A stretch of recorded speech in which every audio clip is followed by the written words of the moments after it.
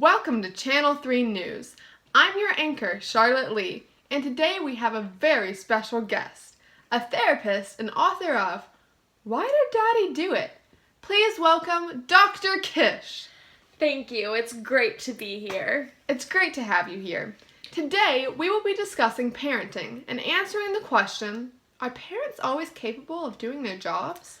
I think this topic is really important, especially in our modern day world. In my book, I explain that parents are just trying to do their job and don't always know the right answer.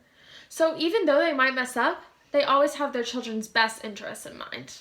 I'm sorry, but I have to disagree with you.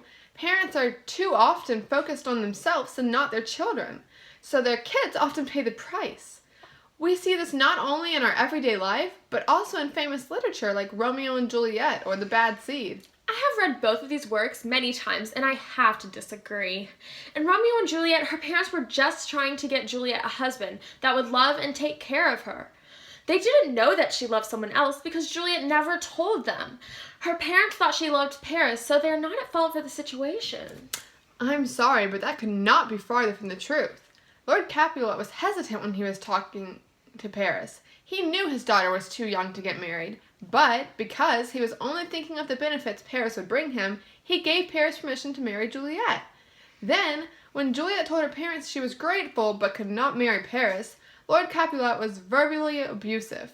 He hurt Juliet, and when she was vulnerable and considering committing suicide, her mother, Lady Capulet, said she did not care whether Juliet lived or died. That does not sound like parents who have their children's best interest in mind to me. Sometimes parents don't mean what they say. It happens to all of us. When Juliet died, her mother and father were devastated. It showed that they cared for Juliet and they clearly regretted what they said to her. Another example of a misunderstood parent is Christine in The Bad Seed. Christine noticed that Rhoda was not like the other kids. She put her into a good school for Rhoda's benefit. This shows that Christine was a good parent despite what everyone else thinks. Christine did not do the right thing in keeping Rhoda in school. Christine saw that Rhoda needed serious help, and she kept her in a school where she had killed before. Even after seeing the many lives Rhoda took, Christine did not look into proper institutes to help Rhoda. Christine knew this behavior ran in her family and had seen what it could do. So no, she was not acting in Rhoda's best interest.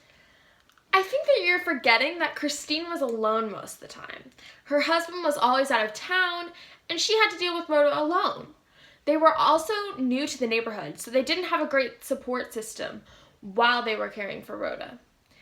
Christine also went through her own problems at the time. She was worried about Rhoda and concerned for her well-being. Christine had no one to trust, so she kept all of her feelings bottled up inside of her. This isn't healthy, but Christine was devoting all of her attention to Rhoda, so Rhoda's needs came first. Well, like I've said. Okay? Will do. I'm sorry, it looks like we are almost out of time. But before we end, I wanted to ask you, how does a work of literature function as social commentary? Wow, this is a good question. Literature is always very relatable. One of the ways it does this is by showing social issues that we face. Like in both of these pieces of literature, they show more than just parenting. It shows many other topics, which is why I think that literature is so relatable. What a great response. It was wonderful having you on the show today. I'm Charlotte Lee, and this is Channel 3 News.